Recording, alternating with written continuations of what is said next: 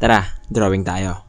Ang tagal na din pala mula nung huling upload ko, grabe. Ang dami nangyari. Puro paghahabol ng activities yung nangyari, sa totoo lang. So, by the way, matagal ko nang natapos tong drawing na to. Tapusin nyo, mapapansin nyo na pahaba yung baba ni Taylor Swift. Kaso walang time nga ng pagre-record ng boses, saka mag-edit. Pero yun na nga, na-upload ko naman na. Grabe, di ko na nagawa yung sinabi kong tutorial ko paano mag-shade. At hindi ko pa talaga magagawa yon. Sa totoo lang kasi, ayokong ipagdamot yung mga natutunan ko. Kasi kahit ako, hindi naman ako nagbayad ng napakalaki para lang matuto sa ganito.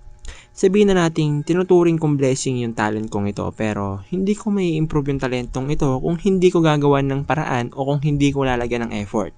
Kahit ako, natuto lang talaga ako kakanood ng mga tutorial sa online. Naalala ko pa noong grade 7 ako, iniipon ko yung baon ko para lang makapagpa-load at makanood ng tutorial sa YouTube.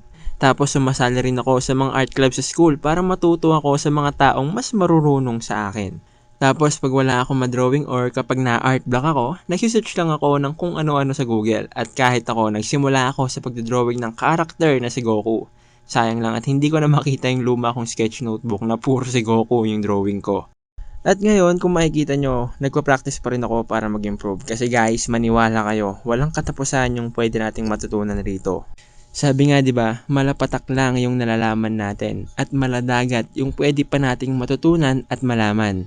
Kaya kahit hindi ko na matutupad yung pangarap kong maging arkitekto, masaya naman ako dahil binigyan ako ng Diyos ng ganitong talento. Oh, baka may magreklamo na naman at sabihin hindi naman talent yan, hindi naman blessing yan, hard work yan, kahit sino pwedeng matutunan yan. Nice! Bahala kayo. Pero para sa akin lang no?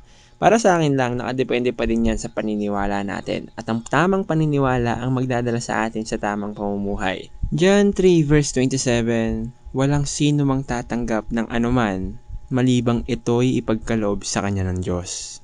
Kaya para sa akin, blessing to. Tapos.